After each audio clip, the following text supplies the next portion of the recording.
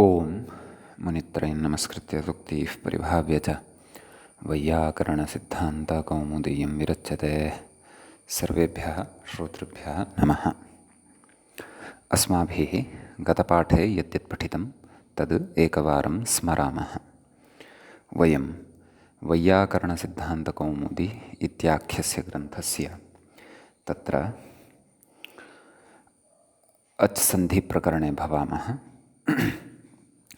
तस्य प्रकरणस्य अस्माकं क्रमे तत्र गतपाठः 31 पाठः प्रवृत्तः। तस्मिन् 31 पाठे अस्माभिः तत्र उरण्रपरः इति सूत्रस्य अवशिष्टः विचारः, व्याख्यागतः विचारः तत्र कृतः। तत्र उः स्थाने यः अण् सः रपरः सन् प्रवर्तते इति उक्तं। तत्र उरण्रपरः इत्यत्र तत्र उः स्थाने यः अण् सः रपरः सन् प्रवर्तते इति यद् उक्तं, तत्र अण् इति पूर्वेण एव णकारेण प्रत्याहारः सिद्ध्यति, परेण णकारेण सः प्रत्याहारः न। तत्र अस्माभिः सूत्रकारस्य एव निर्देशः प्रमाणतया स्वीकृतः। तत्रादौ व्याख्यात्रा उक्तं यत् एकारौ उकारौ तु गुणौ न भवतः, तयोः ऋकारेण लुकारेण च स्थानसाम्याभावात् इत्यर्थः। न च एकारः ओकारश्च कथं रपरौ न स्याताम् इति वाच्यम्। ततः पूर्वेण एव णकारेण हि अत्र अण् गृह्यते। ततः तत्र सूत्रकारस्य एव निर्देशः प्रमाणरूपेण प्रदत्तः। प्रशास्त्रूणाम् इत्यादि निर्देशात् इति। नाम प्रशास्त्रूणाम् इत्यत्रापि तत्र तस्य स्थाने नाम प्रशास्तृनाम् इत्यवस्थायां ऋ इति वर्णस्य स्थाने विधीयमानः यः दीर्घः ऋ इति नामी इत्यनेन सः अपि रपरः सन् स्यात्। तथा चेत् तत्र प्रशास्तॄणाम् इति तत्र प्रयोगः एव न स्यात्, प्रशास्तृणाम् इति प्रयोगः स्यात्। परन्तु सूत्रकारेण तु तथा न व्यवहृतं। सूत्रकारेण तु प्रशास्तॄणाम् इति तत्र अरपरः सन्नेव प्रयोगः कृतः। नाम अत्र ऋवर्णात् परतः नास्ति। तेन ज्ञायते यत् अत्र अण् इति प्रत्याहारः यः वर्तते सः पूर्वेण एव णकारेण स्वीक्रियते, परेण णकारेण न स्वीक्रियते। तदनन्तरम् अस्माभिः तत्र कृष्णर्थिः तवल्कारः इत्यत्र प्रयोगद्वये क्रमशः विकल्पव्यवस्था दृष्टा। कृष्णर्थिः इत्यत्र विकल्पेन रूपत्रयं साधितं। तत्र तदर्थं झरोझरिसवर्णे इति सूत्रम् अस्माभिः अत्र पठितं। हलः परस्य झरो लोपः वा स्यात् सवर्णे झरि इति तत्र द्वित्वाभावे लोपे सति एकधम् असति लोपे द्वित्वलोपयोर्वा द्विधम् सति द्वित्वे लोपे च सति त्रिधम् इति त्रीणि रूपाणि अत्र अस्माभिः साधितानि। तत्र मूले उक्तानि अपि तानि त्रीणि रूपाणि कृष्णर्थिः कृष्णर्थिः कृष्णर्थिः इति। ततः परं तत्र तवल्कारः इत्यादिषु तत्र तवल्कारः ममल्कारः इत्यादिषु क्रमशः चत्वारि रूपाणि भवन्ति इति तत्र यणोमयो द्वे वाच्ये इत्यत्र यणः इति पञ्चमी, मयः इति षष्ठी इति व्याख्यानात् तत्र द्वित्वं लस्यैव कस्यैव नोभयोरुभयोरपि तवल्कारादिषु बुधैर्बोध्यं रूपचतुष्टयम् इत्येवम् अस्माभिः तत्र चतुर्णां रूपाणां सिद्धिः कृता इति। एतावान् विषयः अस्माभिः गतपाठे पठितः। अधुना अत्र अत्सन्धिप्रकरणस्यास्य तत्र 32 पाठः भवति आरब्धः। तस्मिन् पाठे अस्माभिः इदानीम् अच्सन्धौ अग्रिमः प्रकारः तत्र पठनीयः वर्तते। तत्र एतावता तु तत्र वस्तुतः आदुगुणः इत्यस्य तत्र अस्माभिः नाम गुणसन्धेः एतावता अस्माभिः पठनं कृतं। गुणसन्धिः अच्सन्धेः एव तत्र अवान्तरभेदः भवति इति। अधुना वृद्धिसन्धिः पठ्यते। वृद्धिसन्धिरेषः तत्र अच्सन्धेः एव अवान्तरभेदेषु अन्यतमः भेदो भवति। वृद्धिसन्धौ अपि विशिष्टाः केचन विचाराः सन्ति। ते विचाराः अस्माभिः अग्रे सन्ति पठनीयाः। सूत्रमारभ्यते। वृद्धिरेचि सूत्रे द्वे पदे स्तः। वृद्धिः इति एकं पदम्, एचि इति च अपरं पदं भवति। वृद्धिः इत्यत्र प्रथमा विभक्तिः भवति, एकवचनं भवति। वृद्धिश्च नाम का इति वयं जानीमः। तत्र वृद्धिः आदयीच्, वृद्धिरादयीच् इति सूत्रम् अस्माभिः पूर्वं पठितमेव। एचि, एचि इति एच् इति शब्दस्य सप्तमी विभक्तेः एकवचनं भवति। समीचीनम्। अत्र व्याख्याता कथयति, नाम केषां केषां पदानामत्र अपेक्षा वर्तते अनुवर्तनेन तत्सर्वं कथयति। आदुगुणः इत्यतः आदिति पञ्चम्यन्तम् अनुवर्तते। समीचीनम्। तत्र 87तमं सूत्रं भवति आदुगुणः इति। साक्षात् अग्रिममेव सूत्रम् अष्टाध्याय्याम् 88 सूत्रं वृद्धिरेचि इति। 88 अथवा 88तमम् अस्तु। वृद्धिरेचि इति सूत्रं भवति। तत्र आदुगुणः इत्यतः आत् इत्यनुवर्तते इति उक्तमेव। ततः एकः पूर्वपरयोः इति अधिकारः अस्ति एव। सः अधिकारः अस्माभिः आदुगुणः इत्यत्रैव पठितः। क्व यावत् सः अधिकारः गच्छति इत्यपि अस्माभिः तत्र तस्य परिधिः अपि स्फुटीकृतः।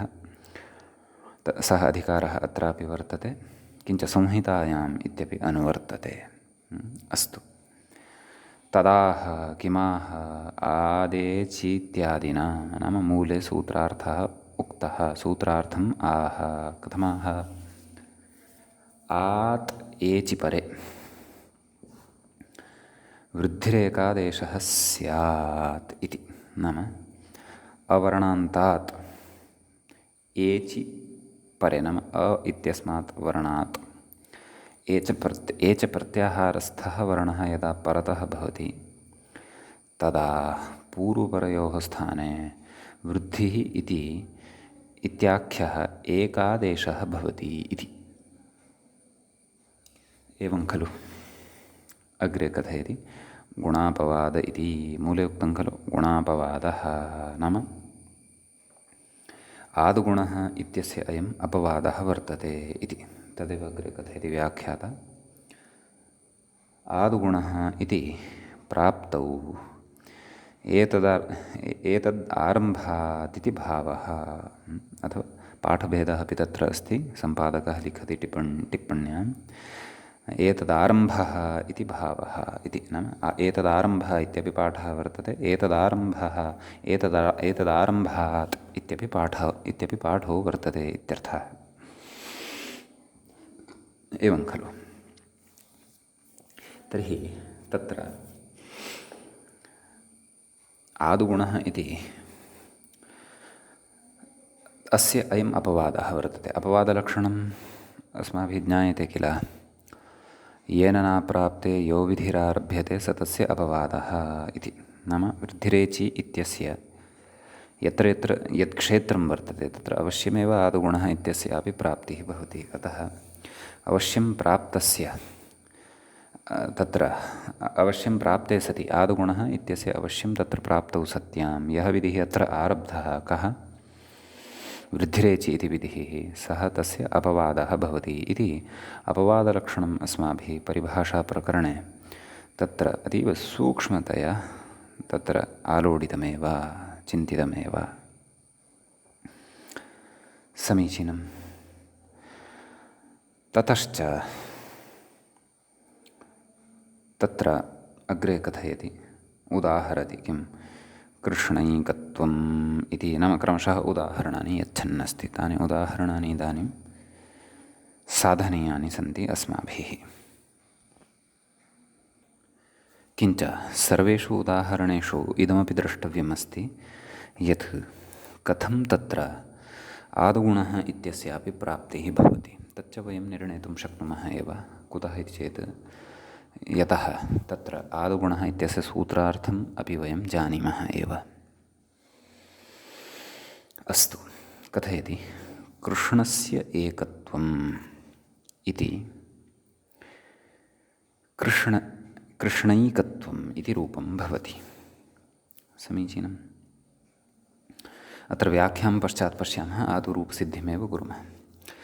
कृष्ण एकत्वम् इति भवति स्थितिः। कृष्ण एकत्वम् इत्यवस्थायां तत्र आदुगुणः इति प्राप्तः भवति। किं कथयति, तत्र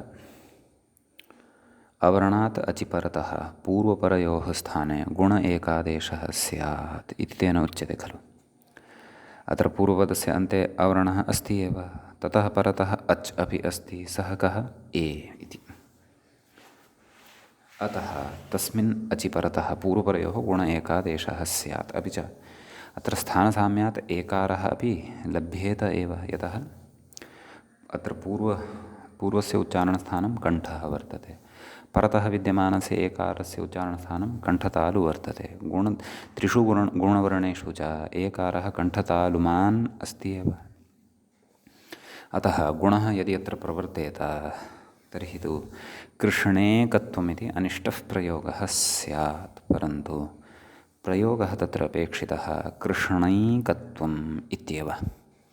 अतः तत्र आदुगुणः इत्यस्य अपवादसूत्रं वृद्धिरेचि इति अत्र आरब्धं। तेन उक्तम् अवर्णात् एच् परतः। अत्र ए इति न केवलः अच् एव, परन्तु एच् अपि अस्ति। अतः एच् परतः अस्ति इति कृत्वा अत्र वृद्धिरेचि इत्यनेन पूर्वपरयोः स्थाने वृद्धिरेकादेशः भवति।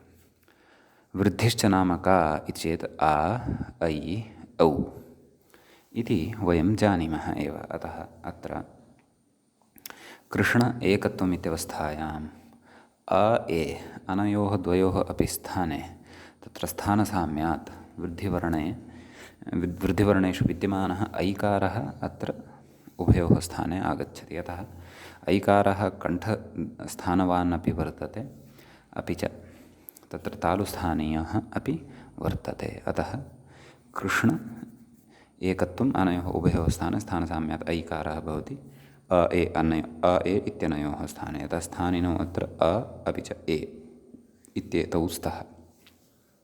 अतः मेलनेन कृष्णैकत्वम् इति प्रयोगः अत्र भवति सिद्धः। समीचीनम्। ततः इदानीं व्याख्यायां प्रविशामः। तत्र कश्चन विचारः, यद्यपि एषा रूपसिद्धिः अग्रे व्याख्यात्रापि वक्ष्यते, परन्तु ततः पूर्वमत्र व्याख्यात्रा कश्चन अग्रिमः विचारः अपि कृतः वर्तते। तं विचारं श्रोष्यामः। कथयति कृष्णस्य एकत्वम् इति षष्ठी समासः। समीचीनं। केन सूत्रेण? षष्ठी इति। तच्च सूत्रम् अस्माभिः तत्र समासप्रकरणे एव पठिष्यते। अग्रे कथयति पूरणगुण इति निषेधस्त्वनित्यः इति तत्रैव सूत्रे मूले वक्ष्यते। नाम तत्र षष्ठ्यन्तं पदं तत्र कस्याञ्चित् अवस्थायां समर्थेन सुबन्तेन सह न समस्यते। तत्र षष्ठीसमासस्य निषेधप्रकरणमेव उक्तं वर्तते।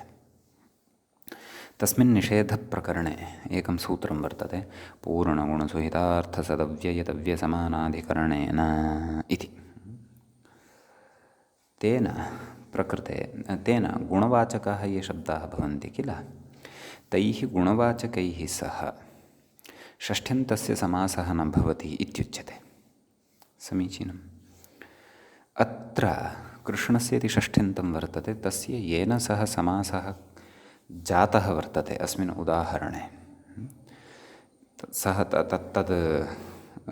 तद् उदाहरणं भवति एकत्वम् इति। एकत्वम् इत्यत्र एक इति संख्यावाचकः शब्दः यः वर्तते सः शब्दः गुणवाचकः वर्तते। एवं खलु, तस्मात् त्वप्रत्ययः कृतः वर्तते तस्य भावस्त्वतलौ इत्यस्मिन् अर्थे, नाम तस्य भावः इत्यस्मिन् अर्थे तत्र त्वल् प्रत्ययः कृतः वर्तते, नाम एकस्य भावः एकत्वम् इति। एवं किल।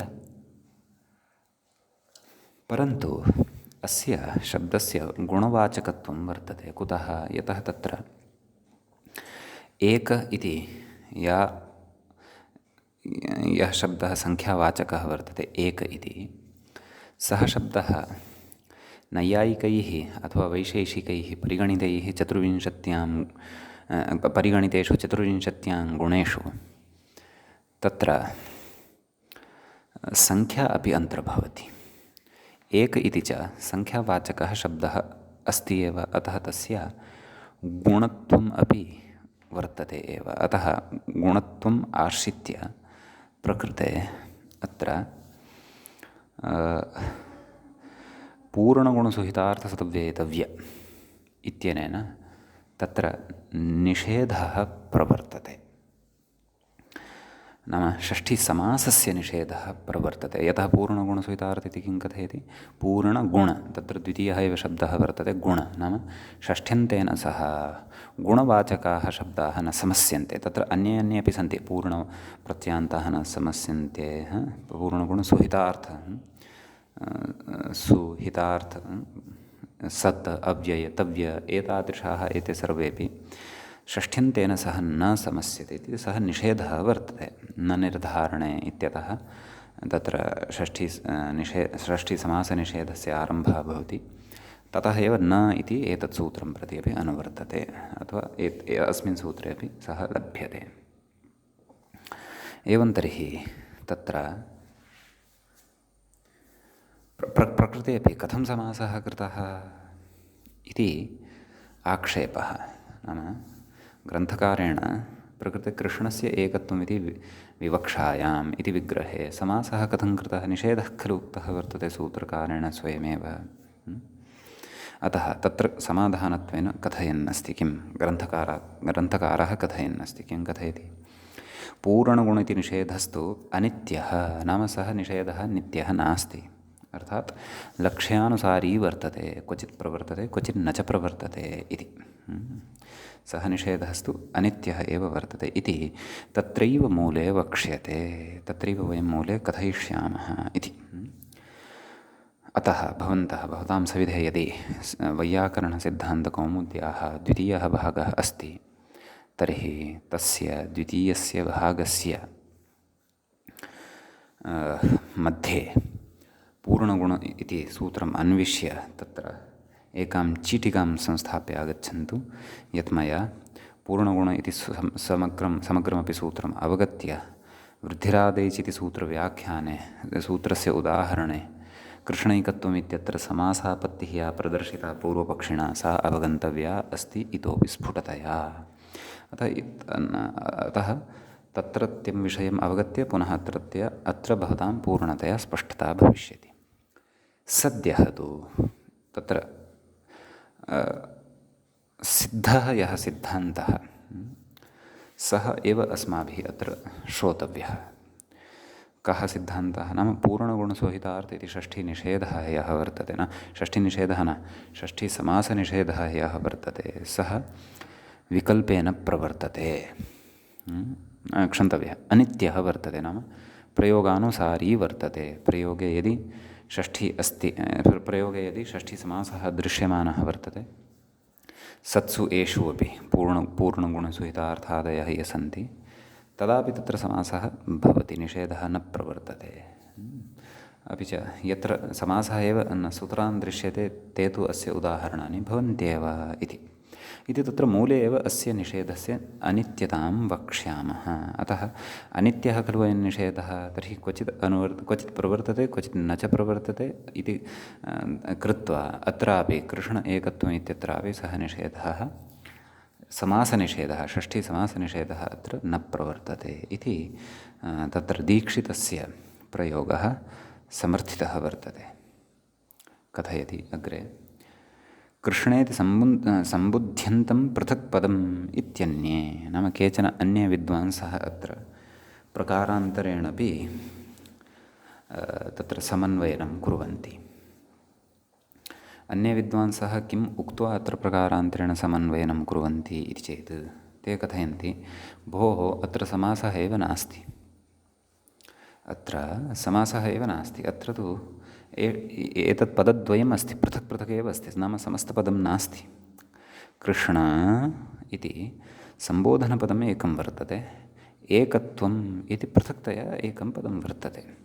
नाम कस्यचित् वाक्यस्य अयं कश्चन भागः अस्ति पदद्वयात्मकः। तत्र वाक्यं कथञ्चिदपि वयं पूरयितुं शक्नुमः। हे कृष्ण एकत्वं प्राप्नुयाम् अहं भवता सह, एतादृशं किमपि वाक्यान्तरम् अत्र प्रयोक्तुं शक्नुमः।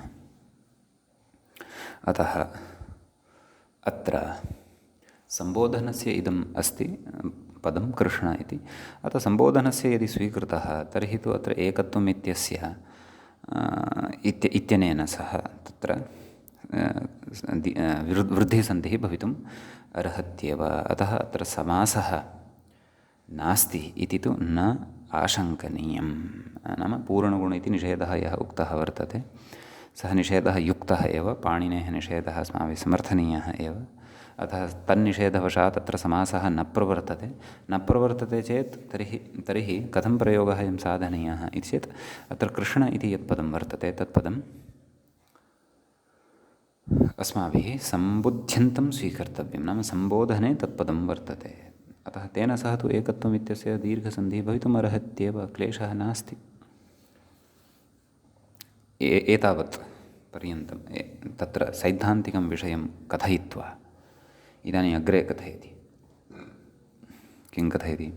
अत्र अकारस्य एकारस्य च क्व कृष्ण एकत्वम् इत्यत्र कण्ठतालुस्थानकस्य स्थाने, नाम कण्ठतालुस्थानकं स्थानकः कः वर्तते, कण्ठतालुस्थानकस्य स्थाने, नाम द्वयोः स्थानिनोः स्थाने एकः अस्ति कण्ठस्थानकः, कः अकारः, अपरः वर्तते एकारः, तत्र कण्ठतालुस्थानकः। तथाविधः ऐकारः एकादेशः, नाम ऐकार इत्याख्यः एकादेशः अथवा ऐ इति एकादेशः अत्र उभयोः स्थाने भवति इत्यर्थः। अतः कृष्ण एकत्वं मेलनेन कृष्णैकत्वम् इति रूपं सिद्धं भवति इत्यर्थः। समीचीनम्। इदानीम् अत्र अग्रिमम् उदाहरणं प्रस्तौति। मूले किम् अस्ति अग्रिमम् उदाहरणं? गङ्गौघः इति। तत्र गङ्गा ओघ इति स्थिते आकारस्य ओकारस्य च कण्ठोष्ठस्थानिकस्य तथाविधः औकारः इति। एवं किल, गङ्गा इत्यत्र पूर्वपदस्य अन्ते कः वर्णः इति चेत्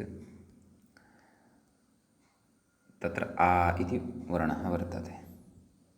एवं किल, ओघः इति परतः विद्यमानस्य पदस्य तु पूर्ववर्णः तत्र ओ इति वर्तते। समीचीनम्। ओघः इत्यनेन इत्यस्य अर्थः भवति जलवेगः इति। ओघः इत्यस्य अर्थः जलवेगः इत्यपि वर्तते, समूहः इत्यपि वर्तते। प्रकृते गङ्गा काचित् नदी वर्तते इति कृत्वा जलवेगः इत्यर्थः युज्यते। अतः अत्र गङ्गायाः ओघः गङ्गौघः इत्यत्र तदेव षष्ठीसमासः आश्रीयते। गङ्गा ओघ इत्यवस्थायां तत्र आकारस्य ओकारस्य च कण्ठोष्ठस्थानकस्य स्थाने तथाविधः औकारः नाम उभयोः स्थाने तादृशः एव औकारः अत्र आगत्य तिष्ठति। अतः गङ्ग औघः मेलनेन गङ्गौघः इति प्रयोगः भवति सिद्धः। तदनन्तरम् अग्रिमः प्रयोगः तत्र देवैश्वर्यम् इति। देवैश्वर्यमिति देवानाम् ऐश्वर्यं देवैश्वर्यं देव ऐश्वर्य इति स्थितिः भवति अथवा देव ऐश्वर्यम् इति स्थितिः भवति। तत्र देव इति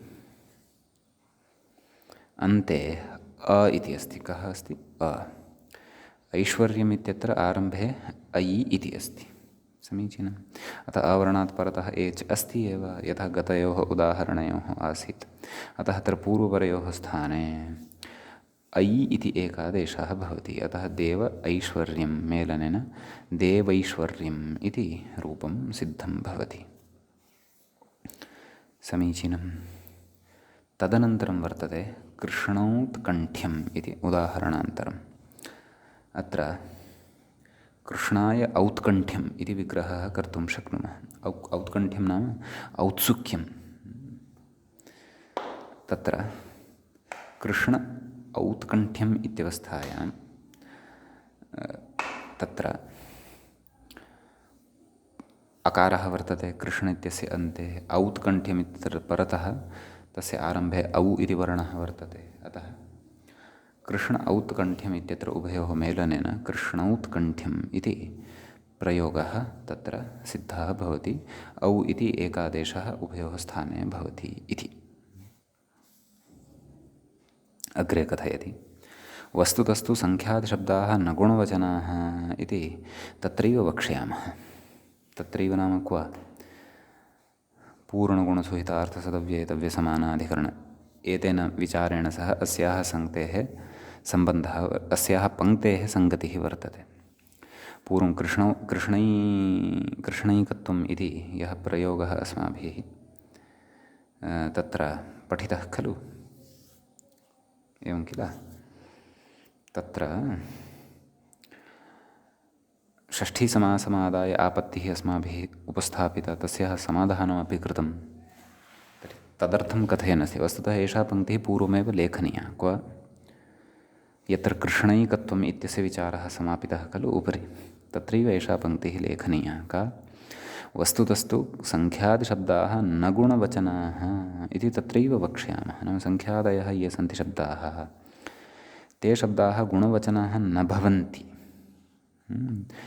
तेषां गुणवचनत्वं न भवति इति तत्रैव वयम् अग्रे कथयिष्यामः। तथा यदि अस्ति तर्हि तु पूर्णगुणसुहितार्थ इत्यस्य निषेधस्य प्राप्तिरेव न भवति। क्व? कृष्णैकत्वम् इत्यत्र। परन्तु तत्र कीदृशः विचारः, किमर्थं गुणवचनत्वं न भवति इति तु सर्वमपि पूर्णगुणसुहितार्थ इति सूत्रपठनवेलायामेव विषयः स्फुटीभविष्यति। समीचीनम्। अस्तु, सम्यक्, तत्र प्रतिपादयिष्यते। परन्तु एषा पङ्क्तिः अत्रैव व्याख्याने कृष्णैकत्वम् इति शब्दमादाय पूर्वं यः विचारः कृतः खलु, नाम कृष्णस्य एकत्वम् इति षष्ठीसमासः, तदनन्तरं सर्वम् उक्तं, नाम पूर्णगुण इति अनित्यः भवति इत्यादि सर्वम्, अथवा कृष्ण इति सम्बुध्यन्तं पदं पृथक् पदमिति अन्ये यथा वदन्ति इत्यादि सर्वमुक्तं। तस्य अन्ते एव एषा पङ्क्तिः दातव्या आसीत्। अतः स्पष्टता भवति।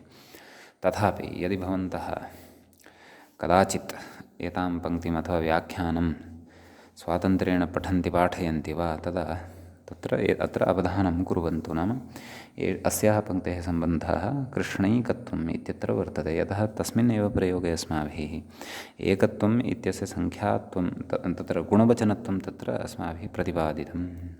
अतः एव पूर्णगुण इत्यस्य निषेधस्य तत्र प्रवृत्तिः जाता। अन्यथा पूर्णगुण इति निषेधः तत्र प्राप्तः एव न स्यात्। एवं किल? तर्हि तत्र अन्यानि उदाहरणानि तु अस्माभिः साधितानि एव। एतावानेव विशेषः अस्मिन् सूत्रे भवति वृद्धिरेचि इत्यत्र। समीचीनं। तत्र 4 उदाहरणानि क्रमशः दृष्टानि। चतुर्षु अपि उदाहरणेषु सर्वत्र पश्यन्तु भवन्तः, तद् कृष्ण एकत्वम् इति वा भवतु, गङ्गा ओघः इति वा भवतु, देव ऐश्वर्यमिति वा भवतु, कृष्ण औत्कण्ठ्यमिति वा भवतु, सर्वत्रापि आदुगुणः इत्यस्य प्रवृत्तिः अस्ति एव। परन्तु आदुगुणः इति यदि अत्र प्रवर्तेत तर्हि तु प्रकृते अनिष्टानि रूपाणि स्युः। अतः अवश्यं प्राप्तौ सत्यां कस्य आदुगुणः इत्यस्य सूत्रस्य तत्र अयं विधिः यः आरब्धः सः विधिः तस्य अवश्यमेव प्राप्तस्य आदुगुणः इत्यस्य अपवादविधिः भवति। अतः एव अत्र क्वापि गुणः न भवति, अपि तु वृद्धिरेव भवति इत्यर्थः। समीचीनम् इति एतावान् विशेषः वृद्धिरादेच् इति सूत्रगतः। अधुना वयम् अग्रिमं सूत्रं पठामः। एत्येधत्यूट्सु इति अस्ति अग्रिमं सूत्रम्। अस्य सूत्रस्य पदच्छेदः अस्माभिः आदौ अत्र कर्तव्यः वर्तते। पदपरिचयः। सूत्रे एत्येधत्यूट्सु इत्यस्मिन् सूत्रे तत्र एकमेव पदं भवति, तद् इदमेव, किम्? एत्येधत्यूट्सु इति सप्तमी विभक्तिः भवति। सप्तम्याः विभक्तेः च बहुवचनम् इदं भवति। तत्र कथमस्य विग्रहः कर्तव्यः पदस्य तद् कथयति मूले, व्याख्यायां कथयति। किं कथयति? एतिश्च एधतिश्च ऊट्श्च इति विग्रहः। एवं रीत्या विग्रहं विधाय तत्र प्रथमायाम् एति एधति ऊठ् इति मेलयित्वा एत्येधत्योठ् एत्येधत्यूठ् एवं किल, एति एधति ऊठ् मेलनेन एत्येधत्यूठः तेषु एत्येधत्यूट्सु एवं रीत्या अत्र विग्रहः ज्ञातव्यः। इतरेतरयोगद्वन्द्वसमासः वर्तते एत्येधत्यूट्सु इत्यत्र। तत्र कथयति अग्रे, एति इति एधति इति च इक्ष्तिपौ धातुनिर्देशे इति स्तिपानिर्देशः इत्युच्यते।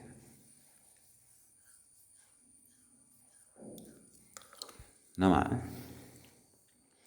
एति अपि च एधति इति आभ्यां पदाभ्याम् अथवा शब्दाभ्यां तत्र क्रमशः इण् धातुः, एति इस्मात् इण् इति धातुः विवक्षितः, इण् गतौ गत्यर्थकः धातुः। एधति एधति इत्यनेन एधवृद्धौ इति तत्र धातुः अपेक्षितः, विवक्षितः। परन्तु तत्र पूर्वमपि क्वचित् उक्तमासीत् यत् सूत्रकारेण तत्र धातूनां निर्देशार्थम् एतत् प्रत्ययद्वयम् आश्रीयते। किं तद्? ष्टिपप्रत्ययः, इक् प्रत्ययः, स्तिपप्रत्ययश्च। क्वचित् धातोः निर्देशम् इक् प्रत्यययोजनेन करोति, क्वचिच्च स्तिपप्रत्ययस्य योजनेन करोति। तत्र एवं रीत्या धातोः निर्देशने अपि प्रयोजनानि सन्ति। तानि प्रयोजनानि अग्रे अग्रे स्फुटानि भविष्यन्ति। अत्रापि एति अर्थात् इण् गतौ इति धातुः, यतः तत्र इण् इति धातोः तत्र स्तिपप्रत्ययः क्रियते। कस्मिन् अर्थे? धातोः निर्देशार्थे, नाम धातोः निर्देशं कर्तुम् इति। स्तिपः षि अवशिष्यते, तस्य शकारस्यापि तु संज्ञा भवति, पकारस्यापि तु संज्ञा भवति। षि न ति ति इति अवशिष्यते। इ ति इत्यवस्थायां धातोः गुणः भवति, सार्वधातुकार्थधातुकयोः इत्यनेन। इण् इत्यस्य च इ इत्येव अवशिष्यते तत्र। अतः एति एति सुप्रत्ययः सस्य ऋत्विसर्गे एतिः इति सिद्ध्यति। एति अत्र ष्टिप् इति यः वर्तते प्रत्ययः, सः प्रत्ययः कृत् प्रत्ययः वर्तते, कृतसंज्ञकः प्रत्ययः वर्तते। अतः कृदन्तत्वात् अस्य प्रातिपदिकसंज्ञा भवति एति इत्यस्य। अतः एति एति इति शब्दस्वरूपं वर्तते।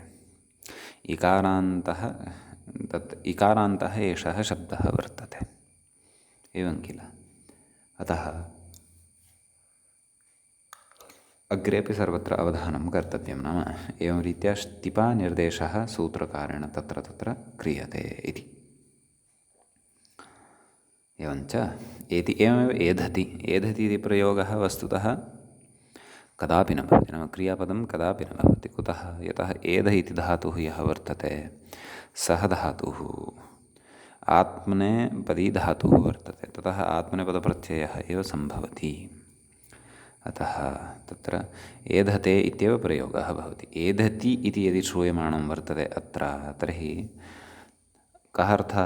केवलः एध इति धातुः इत्यर्थः। धातोः निर्देशमात्रं कर्तुम् अत्र ष्टिप् प्रत्ययः तत्र आश्रितः वर्तते इत्यर्थः। अतः एध ष्टिप् तस्य ति इति अवशिष्यते। एधति मध्ये शप् अपि भवति, एधति इति उदाहरणं सिद्ध्यति। एधति इति कृतप्रत्ययः अन्ते वर्तते इति कृत्वा कृदन्तत्वम् अस्य वर्तते। कृदन्तत्वात् प्रातिपदिकसंज्ञा अस्य भवति, नाम शब्दस्वरूपम् अत्र सिद्धं भवति एधति। तस्य प्रथमाविभक्तेः एकवचने एधतिः इति भवति, एवं किल। तर्हि अत्र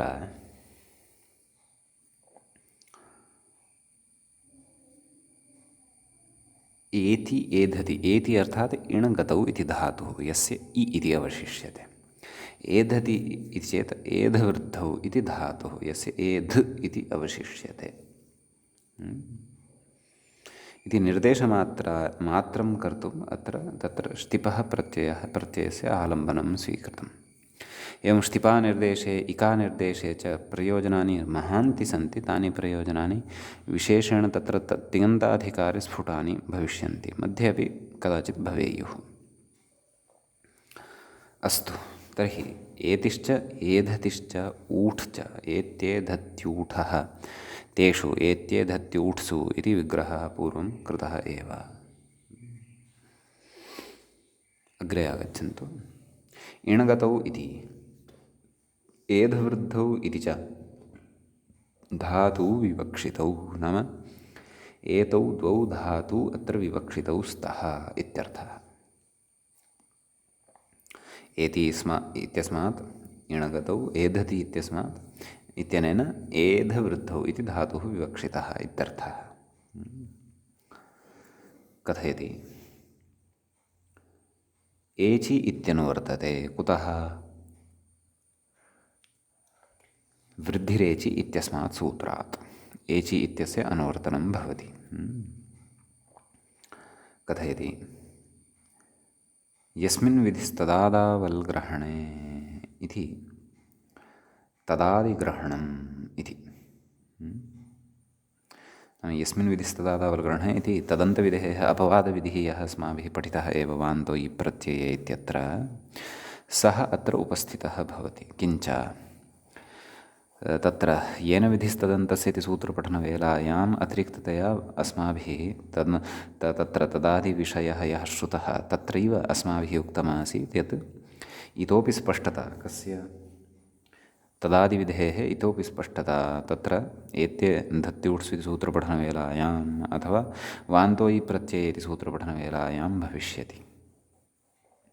एवञ्च स्थलद्वये तस्य श्रवणं भवन्तः कृतवन्तः सन्ति।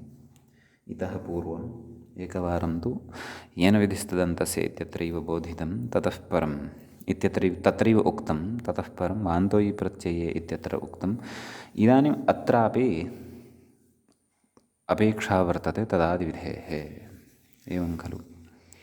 अतः उच्यते यस्मिन् विधिस्तदादावल्ग्रहणे इति तदादिग्रहणं नाम एचि इति अनुवर्तते खलु तद् यद् अनुवृत्तं तद् इणगतौ इत्यस्य अपि च एधवृद्धौ इत्यस्य विशेषणं भवति। नाम अनयोः उभयोः विशेषणं भवति यत्पदं पूर्वस्मात् सूत्रात् एचि इति अनुवृत्तम्। अतः विशेषणं तदन्तस्य संज्ञा स्यात् इति न, अपि तु विशेषणं तदादेः संज्ञा स्यात् स्वस्य च रूपस्य इति तत्र अर्थः लभ्यते। तर्हि आहत्य अर्थः कः लभ्यते? एजादौ इति लभ्यते इति।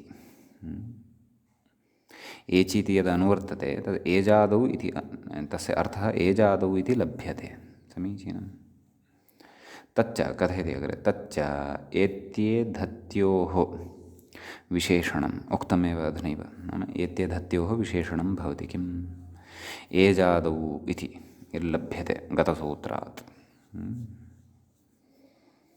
एवं किल? कथयति न तु ऊठः। ऊठः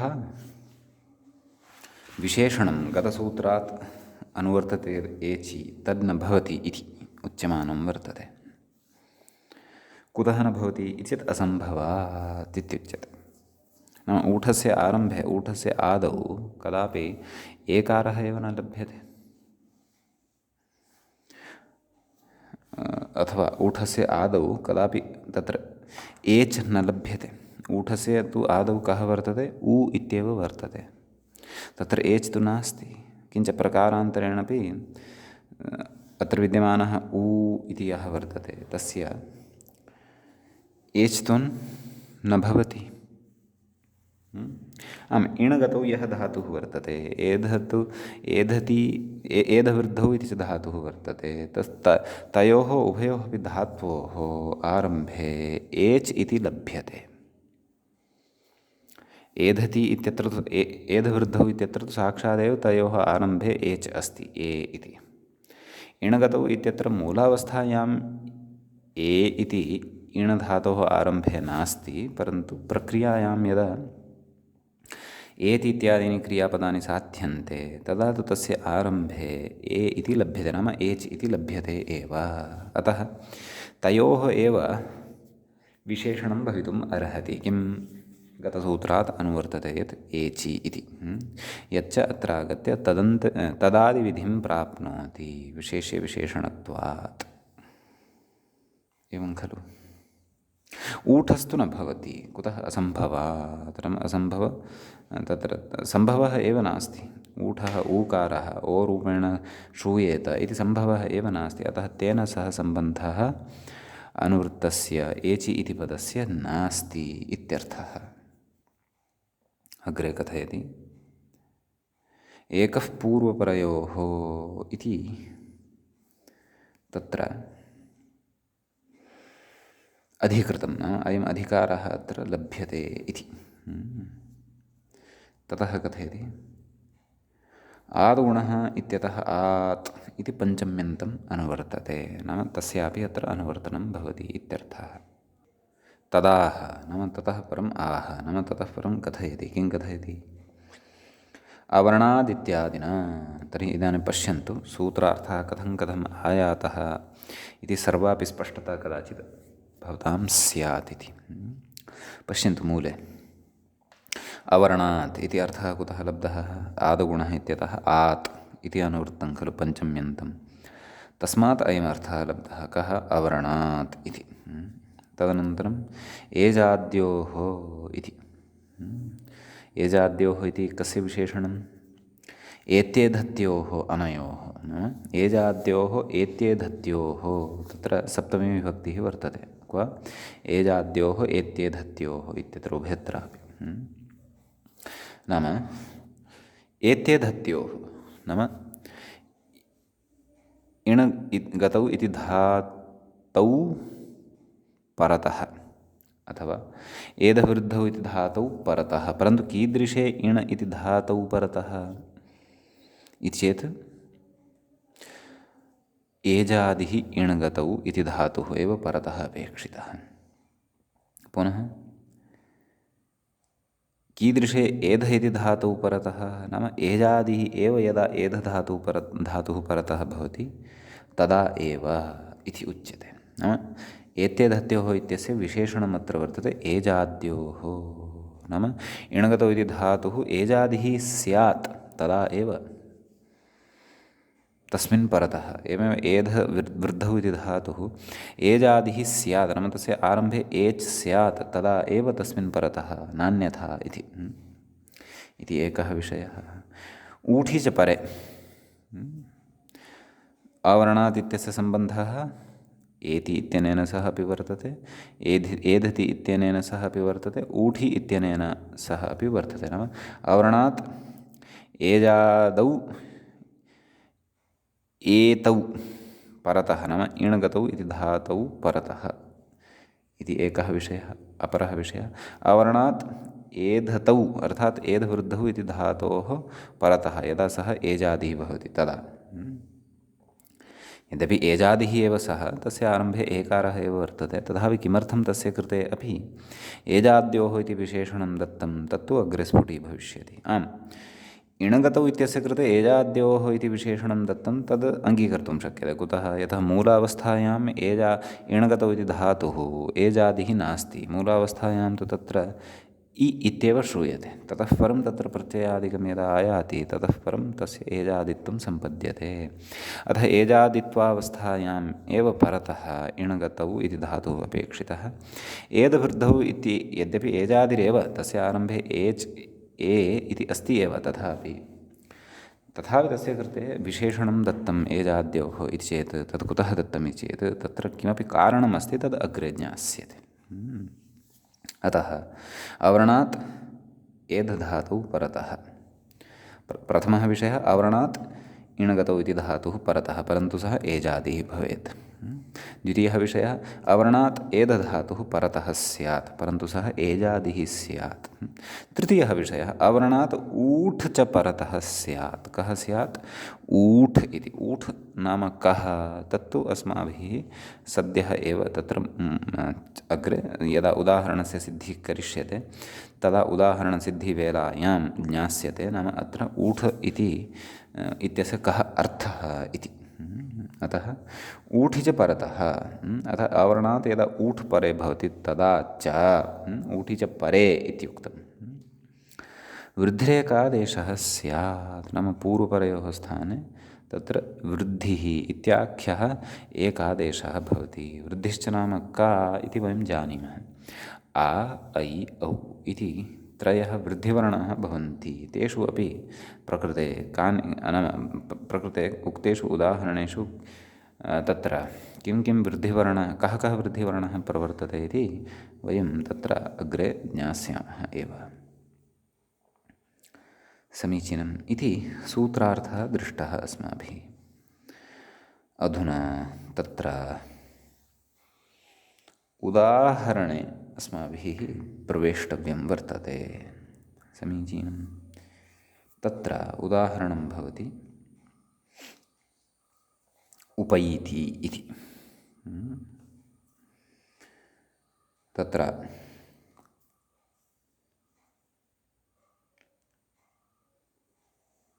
उपसर्गपूर्वकः इणगतौ इति धातुः स्वीक्रियते। नाम उपैति इत्यस्य इदानीं रूपसिद्धिः अस्माभिः अत्र कर्तव्या वर्तते। तर्हि कः धातुः स्वीक्रियते? उप इति उपसर्गपूर्वकः इणगतौ इति धातुः। व्याख्यातारं पश्यन्तु। सः अस्य रूपसिद्धिं क्रमेण कथयन् अस्ति। कथयति इणधातोर्लट् इति। उपसर्गः अपि अत्र आरम्भे स्वीकर्तव्यः। तद्विषये अग्रे वक्ष्यति। नाम अग्रिमायां पङ्क्तौ वक्ष्यति कः व्याख्याता। तर्हि किमुक्तम्? इणधातोः लट् इण् लट् इणः इ अवशिष्यते। णकारस्य इति संज्ञा भवति। इणित्करणस्य तस्य भिन्नं प्रयोजनं वर्तते। तद् अग्रे ज्ञास्यते। लटः स्थाने तिप् भवति। केन? तिप्तस्य सिप्तस्थ इत्यनेन। अतः इ ति शप् भवति मध्ये तत्र कर्तरिषप् इत्यनेन, परन्तु तस्य अधिप्रभृतिभ्यः शपः इत्यनेन लुक् भवति, न तिष्ठति सः तत्र। अतः इ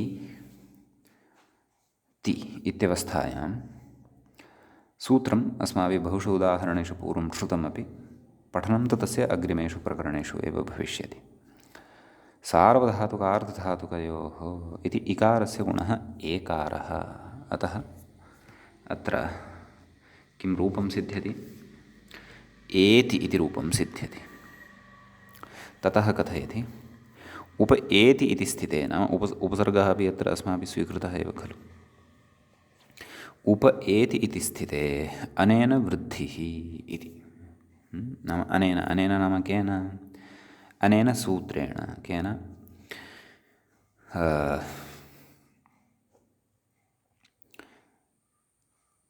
एत्ये धत्यूट्सु इत्यनेन सूत्रेण वृद्धिः भवति। अतः उप ए पूर्वं वर्तते अकारः, परतः वर्तते एकारः, अनयोः स्थाने ऐ इति वृद्धिवर्णः भवति।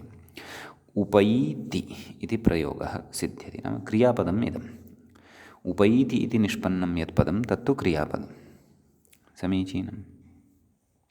इति एति परतः, नाम एतौ परतः, नाम इणगतौ इति धातौ परतः अस्माभिः उदाहरणं दृष्टम्। इदानीं तत्र एधधातौ परतः उदाहरणान्तरम् अवलोक्यते उपैधत इति। तत्रापि उप इति उपसर्गपूर्वकात् एधधातुः स्वीक्रियते, नाम अपि अर्थात् मया य अपि उक्तं, नाम तत्रापि उप इति उपसर्गः वर्तते। यतः गत उदाहरणे उप इति उपसर्गः स्वीकृतः, अकारान्तः उपसर्गः स्वीकृतः सः, अत्रापि अकारान्तः एव उपसर्गः स्वीक्रियते उप इति। तस्मात् तत्र कथयति एधधातोः लट्, एध लट् आत्मनेपदी अयं धातुः भवति इति कृत्वा लटः स्थाने तिङ्क्षु त इति वर्णः तस्य स्थाने आगच्छति। तादेशः नाम आत्मनेपदं तादेशः इति, नाम लटः स्थाने त इति आदेशः भवति। का स्थितिः? एध त, तदनन्तरं कथयति शप्, केन? कर्तृशप् इत्यनेन। एध अ त, शपः अवशिष्यते खलु, एध अ त। अग्रे कथयति टितः आत्मनेपदानां टेरे इत्यनेन सूत्रेण एत्वं, नाम तत्र त इति प्रत्ययः कृतः खलु, तस्य यः अकारः वर्तते तस्य अकारस्य स्थाने एत्वं भवति इत्यर्थः। अतः एध अ त एधते इति रूपं सिद्धं भवति। समीचीनं। कथयति अग्रे उप एधते इति स्थिते अनेन वृद्धिः, केन वृद्धिः?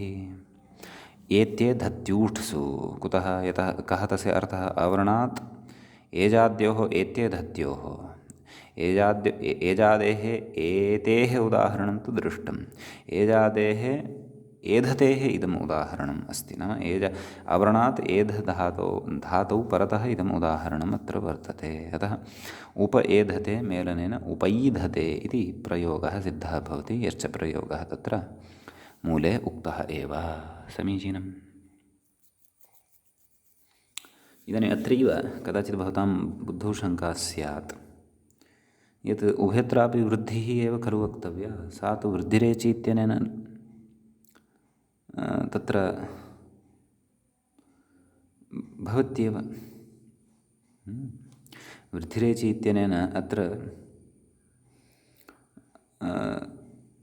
वृद्धिः भवितुम् अर्हत्येव, परन्तु तस्य समाधानम् अग्रे भविष्यति। अग्रे तत्र मूले यदुक्तं पश्यन्तु, नाम अनयोः एतदुदाहरणद्वयं यद् वर्तते उपैति उपैधते इत्यस्मादपि पूर्वम् एकं वाक्यमुक्तं मूले सूत्रार्थानन्तरं। किमुक्तं? पररूपगुणापवादः। तद्विषये अग्रे कथयिष्यति। आदौ उदाहरणानि प्रदास्यति कः? व्याख्याता। उदाहरणयोः रूपसिद्धिं कृत्वा तत्र अस्य सूत्रस्य प्रवृत्तिं प्रदर्श्य ततः परं मूलकारस्य पररूपगुणापवादः इति वचनस्य स्पष्टताम् एषः अग्रे करिष्यति। कः? व्याख्याता। अतः एव सद्यः या जिज्ञासा मनसि उत्पन्ना स्यात् भवतां, नाम अत्र किमर्थं वृद्धिरेचि इत्यनेन एव तत्र वृद्धिः नोक्ता, क्व उपएति उपैति इत्यत्र उपएधते उपैधते इत्यत्र कुतः एत्येधत्यूट्सु इत्यनेन सूत्रेण एव तत्र वृद्धिः उक्ता इत्यस्य रहस्यं पररूपगुणापवादः इति वाक्यस्य समन्वयनकरणवेलायां तत्र अनावृतं भविष्यति। भवतु। सद्यः वयम् अत्र तृतीयं यद् उदाहरणं भवति सूत्रसम्बद्धं तत् द्रक्ष्यामः। तृतीयम् उदाहरणं भवति पृष्ठौहः इति। तत्र पृष्ठौहः इत्यस्य रूपसिद्धिः कर्तव्या वर्तते आदौ सम्यक्तया। कथयति पृष्ठं वहति इति पृष्ठवाट् इति। पृष्ठवाट् पृष्ठवाहौ पृष्ठवाहः, पृष्ठवाहं पृष्ठवाहौ पृष्ठौहः इति द्वितीयाविभक्तेः द्विवचनस्य रूपं भवति एतत्। किं पृष्ठौहः इति एवं किल। तस्य रूपाणि यथा भवन्ति तथा मया उक्तानि एव। नाम प्रथमविभक्तेः एकवचने तत्र पृष्ठवाट् इति यद् रूपं भवति तत्तु व्याख्यात्रापि उक्तमेव। प्रथमविभक्तेः एकवचने पृष्ठवाट् इति रूपं यदि अस्ति तर्हि यदुदाहरणम् अस्माभिः अधुना साधयिष्यते, ऊठिपरतः पूर्वपरयोः स्थाने वृद्धिरेकादेशस्य यदुदाहरणम् अस्माभिः अधुना साधयिष्यते तदुदाहरणं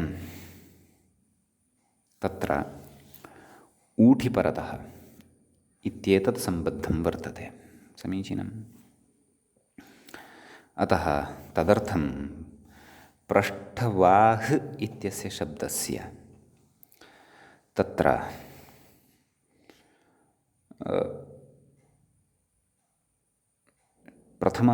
द्वितीयाविभक्तेः बहुवचनस्य उदाहरणम् अत्र अस्माभिः स्वीकर्तव्यं भवति। पृष्ठौहः इति। पृष्ठौहः इति द्वितीयाविभक्तेः बहुवचनत्वं भजते।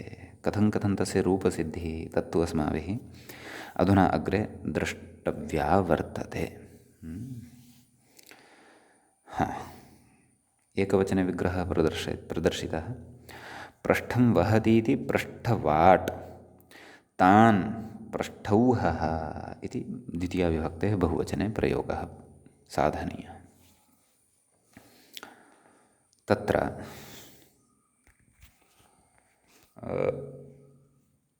अस्य रूपस्य उदाहरणात् प्राक् कः नाम पृष्ठः इति अपि अस्माकं स्पष्टता स्यात्। एवं खलु। पृष्ठः नाम तत्र अमरकोशे तावत् अग्रगामी इत्यपि अर्थः वर्तते। तर्हि अग्रे यः गच्छन् भवति तस्य यः वहनं करोति सः पृष्ठवाट् स्यात्। एवं खलु। पृष्ठः अर्थात् अग्रगामी सन् वहति इति। अग्रगामी सन् यः वहति सः पृष्ठवाट् इति भवति इत्यर्थः।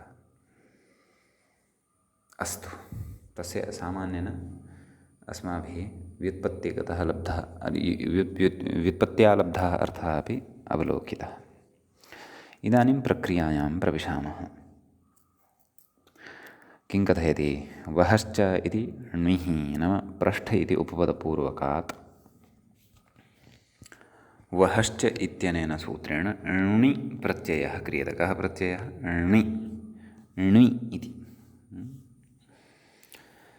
तस्य सर्वलोपादिकम् अग्रे वक्ष्यते। विस्तरेण वयं पृष्ठौहः इत्यस्य रूपस्य सिद्धिमपि करिष्यामः।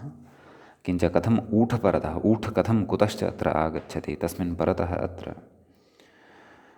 वृद्धिरेकादेशः भवति, तस्य वृद्धिरेकादेशत्वस्य उदाहरणमपि अस्य सूत्रस्य वयं द्रक्ष्यामः अग्रिमे पाठे। अद्यतनविषयस्तु तावत् अत्रैव उपसंह्रियते।